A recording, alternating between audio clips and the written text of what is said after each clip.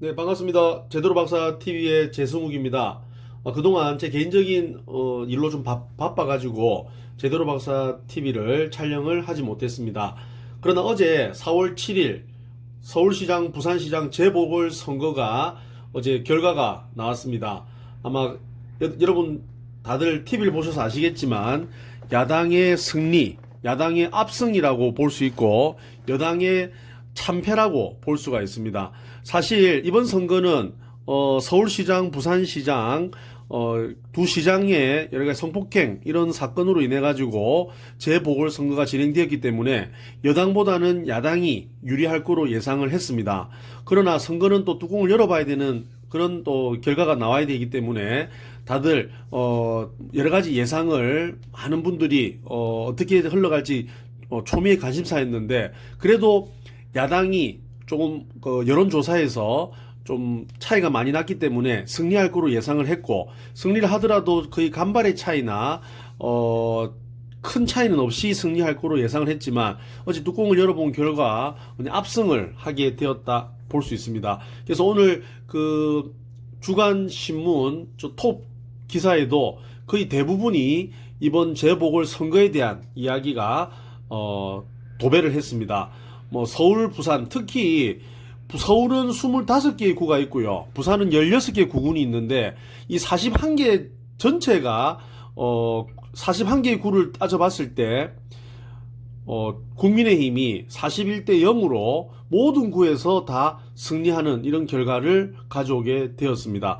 지금 사실 민주당 여당 같은 경우에는 굉장히 충격적인 게 지금 서울에 뭐 서울시장부터 시작해서 시의회, 구의회 전부 민주당 분들이 대부분 다 차지했는데 이번 민심은 완전히 정부의 정책에 대한 실망과 오만, 독선에 대한 이런 평가를 아마 내린 게 아닌가 그렇게 예상을 하고 있습니다. 그러나 이게 이번 선거가 꼭 야당에만 유리할 것이라고는 많은 전문가들은 또 판단하지 않습니다. 아무래도 해초리를 먼저 맞은 여당 입장에서는 내년 3월 9일에 있을 대선도 이번 선거를 반성으로 해서 또 더 좋은 결과를 나올 수 있겠다라고 하는 희망 섞인 이런 이야기도 나오고 있고 특히 또 야당 같은 경우 국민의힘 같은 경우에도 이제 야당 대통합을 통해 가지고 이제 한번 해볼 만하다라고 하는 자신감을 얻은 아마 선거가 되지 않을까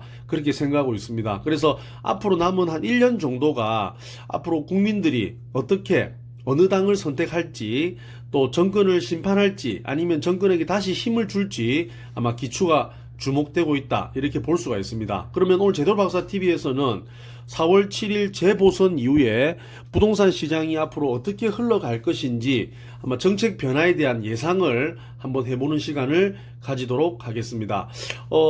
문재인 정권이 들어서고 나서 부동산 시장에 있어서 대통령뿐만 아니라 많은 각부 장관들은 부동산 시장의 이런 상승을 반드시 잡겠다.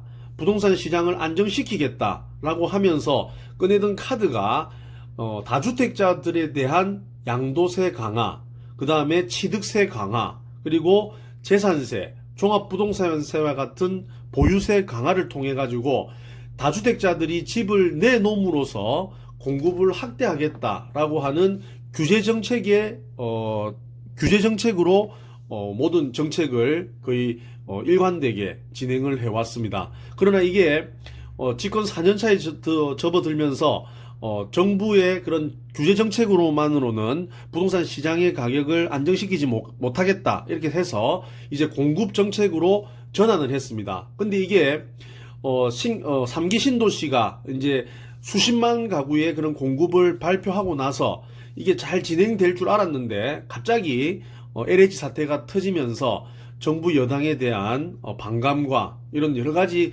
정책에 대한 불신들 이런 것들이 커지면서 아마 이번 4.7 재보선 선거에서 야당에 국민들은 힘을 실어주지 않을까 그렇게 생각하고 있습니다. 자, 그러면 이제 발등에 불이 떨어진 이제 정부 여당 같은 경우에는 이 부동산 시장 특히 부동산 정책에 대한 변화가 있지 않고서는 다음 대선도 장담을 하기가 어렵다는 것을 아마 정부 여당뿐만 아니라 많은 우리 관계자분들이 알고 있을 겁니다. 그러면 앞으로 4월 7일 이후에 부동산이 어떻게 이제 변할 것인지를 예상해 보면, 첫 번째, 지금 어제 아마 여러분들 보시면서 아마 놀라셨을 건데, 강남 상구라고 하는 강남구, 서초구, 그 다음에 송파구, 뭐 이런 우리 강남 상구 같은 경우에 야당의 압도적인 힘을 실어줬습니다. 그 이유는 지금 종합부동산세, 재산세가 어마어마하게 지금 많이 상승을 하면서 증세에 대한 이런 반감이 이번 표로 아마 나타나지 않았을까 그렇게 생각을 하고, 그래서 정부 여당은 아마 종합부동산세와 재산세를 아마 올해는 만약에 유지를 한다고 하더라도 내년부터는 아마 종합부동산세와 재산세는 아마 인하를 할 가능성이 높고, 예정처럼 뭐 다시 되돌릴 가능성이 크다고 저는 볼 수가 있습니다. 그래서 일단 보유세에 대한 인하가 아마 정책 변화로서 아마 예상이 되고요. 그 다음에 두 번째, 재개발 재건축의 규제 완화를 들 수가 있습니다. 특히 서울 같은 경우에는 제가 데이터를 보니까 2005년부터 아파트 공급 물량이 수요를 비교를 해봐서 엄청나게 공급 부족 현상이 나타나고 있습니다.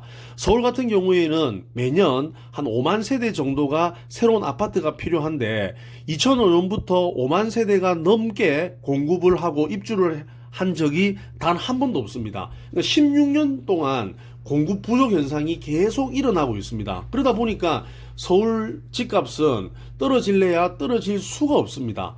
우리 부동산도 하나의 재화라고 보면, 재화의 가격은 정부 정책에 의해서 결정되는 게 아니라 수요와 공급에 의해서 결정이 됩니다. 수요는 매년 이렇게 발생하고 있는데 공급이 부족하다 보니까 어쩔 수 없이 가격은 상승할 수밖에 없는 모멘텀으로 흘러갈 수밖에 없었다, 이런 이야기입니다. 그러니까 결론적으로 이런 재개발 재건축, 특히 서울 수도권은 더 이상 땅을 지을 수 없는, 뭐 아파트를 지을 수 있는 공간이 없기 때문에 재건축을 통해서, 뭐 예를 들어서 음마 아파트처럼 한 10층, 10몇 층 되는 아파트를 40층, 50층, 60층을 지어가지고 나머지를 공급할 수 있도록 이렇게 해놔야지 수급에 있어서 좀 안정이 다가올 수 있는데, 너무 재건축 가격이 올라간다는 그 이유만 들어가지고 주변 가격에 막 상승시킬 것이다라고 하는 지레 겁을 먹고 재건축을 막았던 이런 부분들이 지금 현재로서 서울의 아파트 가격을 상승시키는 가장 큰 요인이 되고 있지 않을까 그렇게 생각하고 있습니다. 그리고 부산 같은 경우에도 올해 2021년도에 한 17,000세대가 부산은 적정 아파트 공급 물량인데, 올해는 만 한 4, 5천 세대밖에 입주를 하지 않습니다.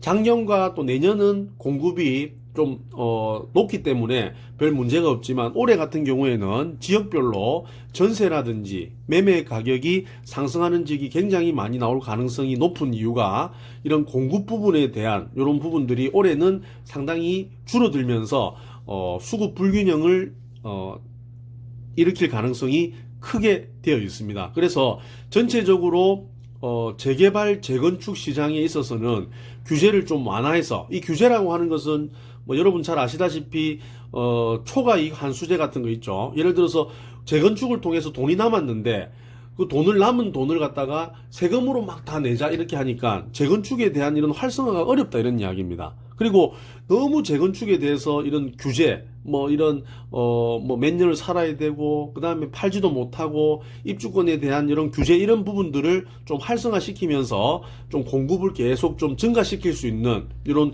공급 정책에 대한 변화가 예상이 된다, 이렇게 볼 수 있습니다. 그리고 특히 무주택자들 같은 경우에는 지금 대출에 대한 규제, 이런 부분들이 오히려 역풍으로 집이 없는 사람이 집을 사기 위해서도 지금 대출이 규제가 되어 있는 부분들이 지역별로 굉장히 많이 나타나고 있습니다. 특히 투기과열지구라든지 조정 대상 지역, 투기 지역 같은 경우에는 집이 없는 사람 무주택자분들도 대출을 하려고 하면 금액이 어느 정도 이상 되시는 분들은 대출이 지금 안 되고 있다, 이런 이야기입니다. 그래서 이런 전체적인 대출 규제를 좀 완화를 좀 시키면서 좀 뭔가 이렇게 집을 사는 데 있어서, 또 무주택자들이 또 집을 가지는 데 있어서 좀 완화를 시키면서 실수요자분들을 위한 이런 정책을 또 펼칠 가능성이 저는 크지 않을까 그렇게 생각을 하고 있고요.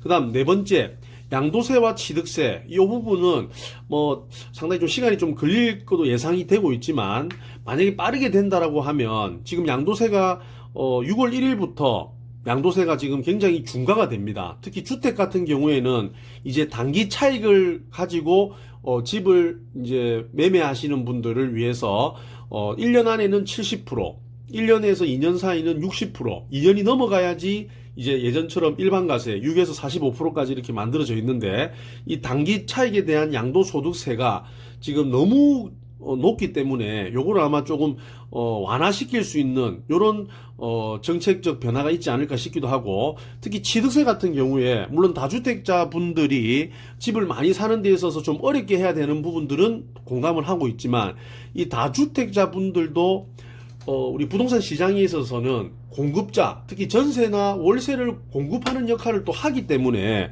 너무 다주택자분들을 투기꾼으로 몰아세우면서 취득세를 갖다 중과하는 부분들을 조금은 완화시킬 가능성이 있지 않을까. 아니 예전처럼 그냥 4.6%로, 우리가 원래 4.6%였으니까 그 4.6%로 그냥 좀 둘째든 셋째든 뭐 이렇게 두 채 사든 세 채를 사더라도 좀 완화를 하지 않을까, 그렇게 예상을 할 수가 있습니다. 그리고 마지막으로 서울 지역은 아마 큰 변화가 없을 것 같고요. 특히 부산 지역이나 아니면 지방 소도시 이런 광역시 지방에 또는 아니면 뭐 창원이라든지 아니면 전라도에 있는 광양 뭐 이런 지역들 있죠. 이런 지역에 지금 조정 대상 지역으로 묶여 있는 이런 지역들은 아마 연내에는, 아마 대선이 다가오고 연내에는 지금 조정 대상 지역의 해제 가능성이 있지 않을까 저는 예측을 예측을 해볼 수가 있겠습니다. 지금 전체적으로 조정 대상 지역 처음 들어갔던 이런 지역들은 지금 부동산 거래가 잘 되지를 않고 특히 집을 사기도 어렵고 팔기도 어렵게 지금 만들어 놓은 상태에서 굉장히 지금 실수요자들이 불편을 겪고 있는 지역들이 굉장히 많이 있습니다. 그래서 부산 지역의 일부, 뭐 부산에 또 1등 지역이라 할 수 있는 해수동남 이런 지역들은 뭐 조정 대상 지역 해제 가능성이 좀 없지만은 나머지 이런 지역들은 좀 해제 가능성이 아마 있지 않을까 그렇게 생각을 하고 있고, 정부는 아마 이번 보궐선거를 보면서 아마 민심에 대한, 또 앞으로 부동산 정책에 대한 이런 변화를